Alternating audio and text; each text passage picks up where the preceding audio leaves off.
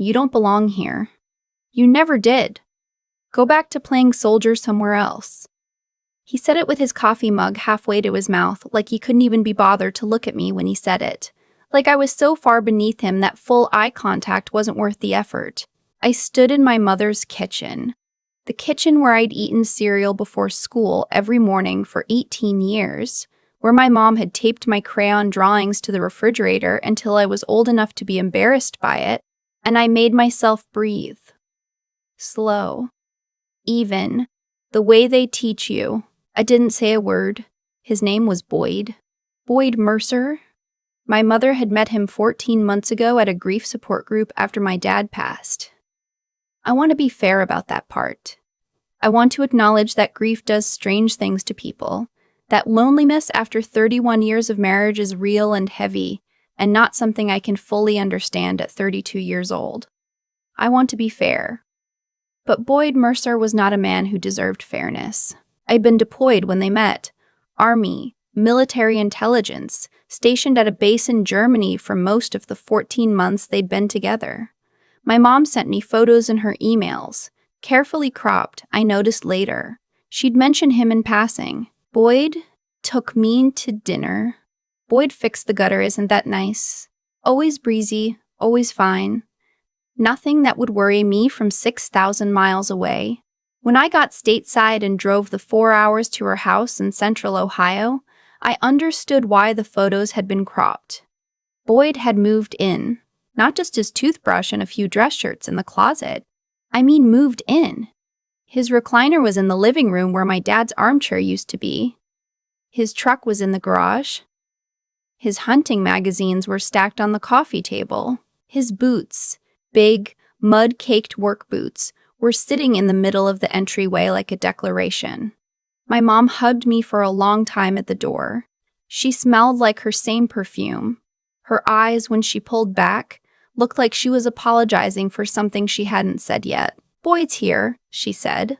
I know I almost said, "His stuff is everywhere." He came out of the kitchen and looked me up and down the way you look at something you're not sure you want in your house. I was in civilian clothes, jeans, flannel, boots that actually belonged by the door. He extended a hand and gave me that grip men use when they're trying to communicate something.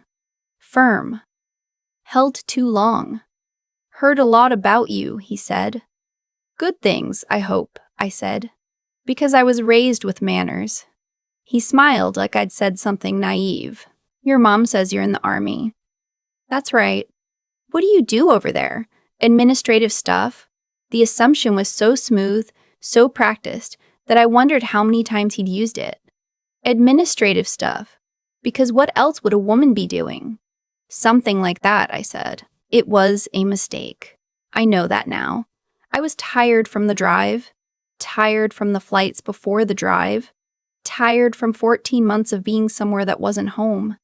And I didn't have the energy to correct him. So I let it sit. And Boyd Mercer, I would learn, was a man who filled silence with whatever shape suited him best. By dinner that first night, he had decided I was a secretary who had once briefly visited a military base. By the second morning, he was explaining to me how the military really worked from the comfort of my mother's kitchen table, between bites of the eggs she had made him. He never served. His expertise came from, as far as I could tell, a lot of YouTube videos and one nephew who had done a single tour as an enlisted man 15 years ago. "The officers," he said, pointing his fork at me, "they just push paper. It's the enlisted guys who actually do anything. The real work." "Boyd!" my mom said in the gentle warning voice she used when she already knew she wasn't going to be heard. "I'm just saying what's true." He shrugged. "No offense, I'm sure what you do matters to somebody." I looked at my mom. She was looking at her plate. That's when I should have said something. Instead, I ate my eggs. I told myself I was being strategic. I told myself I was protecting my mother's peace, that making a scene on day 2 wasn't going to help anyone. And there was some truth in that. But honestly, part of me just wanted to observe. I'd spent years learning how to read a room, how to gather information before I act. Old habits. So, I watched. Boyd didn't work. He had some kind of disability claim from an old back injury, A legitimate one, he was careful to mention, from working construction. And he collected a monthly check, enough to cover his personal expenses, he said, though I noticed quickly that he rarely paid for anything. Dinners went on my mom's card. Groceries went on my mom's card. He'd needed a small loan for a truck repair that somehow never got repaid, which I found out from a Venmo notification that popped up on my mom's phone while she was in the shower. She had a paid-off house, a teacher's pension, a modest but stable retirement. My dad had been careful with money, and so had she, and the result was a woman who, at 63, finally didn't have to worry. Except now she was worrying. I could see it in the small ways. How she checked her bank app when she thought no one was looking. How she'd pause before saying yes to things, like she was doing math in her head first. He was burning through her margins. Slowly, pleasantly, like a small fire that's careful to stay in the fireplace so no one calls the fire department. By the end of my first week home, I had a clearer picture. Boyd's operating system was straightforward. Establish dominance through small humiliations. Isolate through pleasantness. Make himself necessary enough that removal felt like disruption. He wasn't stupid. He was actually quite good at it. He had a habit of waiting until my mom left the room. "You know she worries about you," he told me one afternoon, leaning against the kitchen counter while I was refilling my coffee. "All that time overseas, she doesn't sleep well." "I know," I said. "I worry about her too. She needs stability." He said it like he was offering wisdom, like he was on my side. "She's been through a lot. The last thing she needs is disruption." I turned and looked at him. "I agree completely." He smiled. He thought we understood each other. We did, actually, just not in the way he meant. I called my friend Joanna that night, sitting in my old bedroom with the door closed. Joanna has been my best friend since ROTC and now works JAG. I laid out what I was seeing. She listened without interrupting, which is one of her best qualities. "Is your mom in danger?" she asked. "Not physically. Financially, yes. I think it's heading somewhere bad." "Does she know?" "I don't think she lets herself know." Joanna was quiet for a moment. "You know you can't force it. She has to see it herself." "I know, but you can create the conditions." "That's what I was thinking." There was a reason I'd been good at my job for 8 years. Intelligence work is not about being the loudest or the strongest. It's about patience, observation, and knowing exactly when to move. I had 2 weeks left on my leave. I decided to use them. I started small. I asked my mom casually if I could help her organize the filing cabinet in the office, something she'd been meaning to do for years. She was delighted. Boyd was out at his buddy's place. We spent a whole afternoon in there together, just the two of us, sorting through papers the way we used to sort through holiday decorations when I was a kid. Easy and companionable. I didn't say anything about what I found.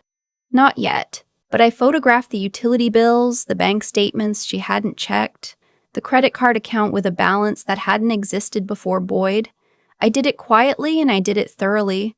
I also started talking to my mom differently. Not about Boyd. About her. About what she wanted the next decade to look like. About the trip to Portugal she'd mentioned when I was in high school and never taken. About the master bedroom she'd been meaning to repaint for 6 years. About her book club friends she'd been seeing less of lately because, and here she paused, and I waited, because Boyd preferred evenings in. I didn't editorialize.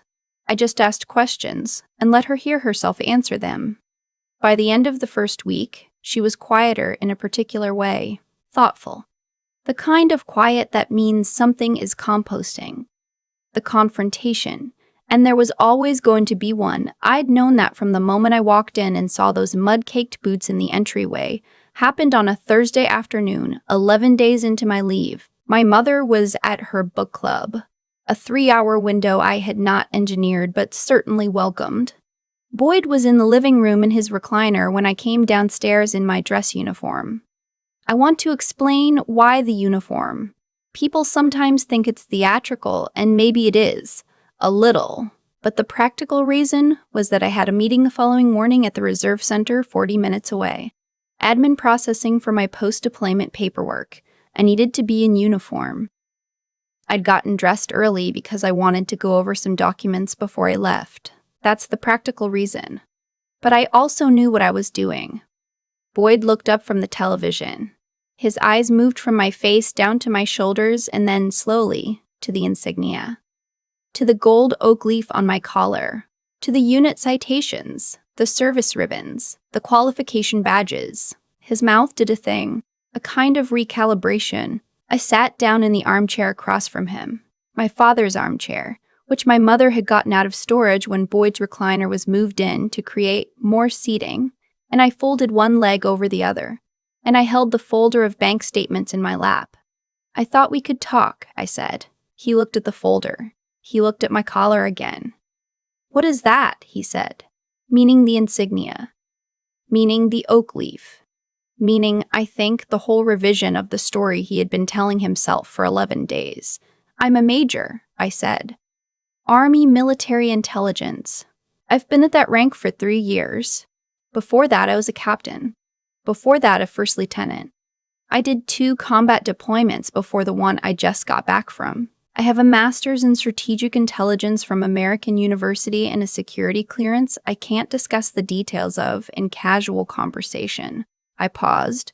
But I'm sure all that is mostly administrative. He said nothing. I've also spent the last 11 days looking at my mother's finances. I set the folder on the coffee table and slid it toward him. The credit card that opened in February with your name as an authorized user. The 3 Venmo transfers totaling $4,200, described as loans that appear to have no repayment plan. The utility bills that jumped significantly after you moved in, which I understand happens, but which have not been discussed openly. I kept my voice even, the same voice I used in briefings, the same voice I used when I was presenting intelligence assessments to people who needed to make decisions. I'm not a lawyer. My friend who reviewed these documents is, and her professional opinion is that what's been happening here has a name. Boyd's jaw tightened. You don't know what you're talking about. You can believe that, I said. You can also speak to my mother about it tonight and see how that conversation goes. I've already spoken to her, not about the specifics, because I wanted to do you the courtesy of this conversation first, but enough that she knows to pay attention. I watched his face. Or you can make this simple. Simple, he repeated. You can remove your name from her credit card. You can have a written repayment plan for the loans. $4,200, I have the dates and amounts completed before I leave at the end of the week. And you can start contributing to the household expenses you've been enjoying. I let that land. If you'd like to do those things, I have no quarrel with you. My mother makes her own decisions and I respect that, but she makes them with full information now. That's changed. He stared at me for a long moment. The recliner creaked when he shifted. You think you're something, he said. Low, mean, the real voice. I'm her daughter, I said. That's all that matters here. I picked up the folder and stood up and went back upstairs. He was gone by Saturday morning, not just his toiletries, all of it. The recliner, the magazines, the boots. His truck was out of the garage before my mom and I came down for coffee. She stood in the living room looking at the space where his chair had been. I stood next to her waiting. He texted me, she finally said. Said he needed some space to think. Okay, I said. She was quiet another moment. He transferred money back into my account. I noticed when I woke up. I didn't say anything about the folder, about the conversation Thursday afternoon, about any of it. I had already decided I wasn't going to. Do you want to get your dad's chair out of storage? I asked. She looked at me. Something in her face shifted. Something careful and braced just let go. Her eyes got bright in the way eyes do when you're not going to cry but you came close. Yeah, she said. I think I do. We drove to the storage unit that morning, the 2 of us, and we loaded the armchair into the back of my car, and we drove home through the flat Ohio farmland in October light with the windows cracked, because the air smelled good and there was no reason to close them. My mom had the radio on low, an old song she liked. She reached over and turned it up. She didn't ask me what happened. I think she had her own sense of it. My mother taught high school English for 30 years. She is not a woman who misses things. She is a woman who sometimes, in moments of grief and loneliness, needs to be reminded of her own acuity. The armchair is back in the living room. Her book club came over last Tuesday. She's put a deposit on that Portugal trip, 10 days next spring, with her friend from the school she retired from. When I went back to base the following week, I called her from the road like I always do. She sounded like herself. Fully, clearly herself. "Be safe out there," she said. "Always," I said. And I meant it in the same way she did. Not just about the dangers she could picture, but all the rest of them too. The ones that wear regular clothes and leave their boots in your entryway and count on you being too tired, too lonely, too far away to look closely, and never too far to look closely.